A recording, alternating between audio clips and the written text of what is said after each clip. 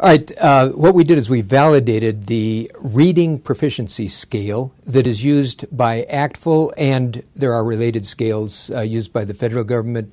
And this scale has been in use for a long time in the federal government, but it had never been statistically validated. So we set out to do that using a criterion-referenced approach, and it worked. So Ray, could you tell me, why did the scale need to be validated? If the scale is valid, is it possible to assert that the test developed based on that scale would have validity in real-world uses?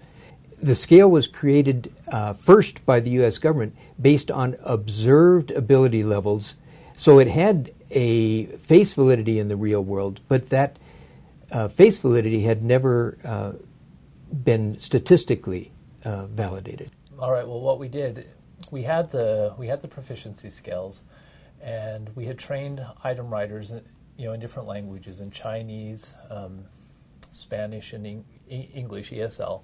They had each written tests in those different languages, with the proficiency scales as the descriptors. And what we did is we looked to see if they were trained to write items based on the scale. When we tested it with students, did they actually fall into the ways that we had predicted? From your perspective, what was the most important part or most interesting part of the research? Well, I think for me, because I come from an English as a second language background, so working with foreign languages, it was really interesting to see the challenges that Chinese had when they have simplified characters and traditional characters, things that I'd never really thought about with reading when you're not using Romanized characters. I think that's something really unique to the foreign language education field that we don't often think about in ESL education. Yes, and it was interesting that we got the same results whether we used simplified or traditional characters in Chinese. Yeah. So what do you think the most significant challenge was in the research?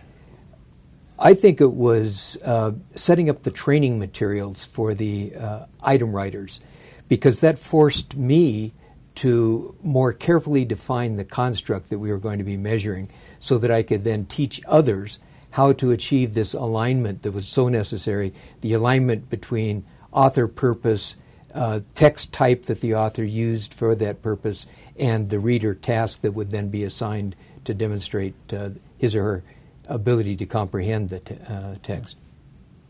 So Ray, what do you feel the most significant outcomes were from this research study?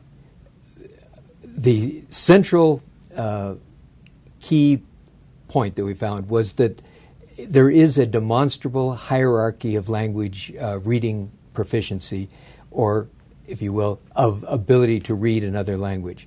A key here is that we were really measuring whether people had the language skills necessary to be able to read to learn new information, not just read things that they already knew.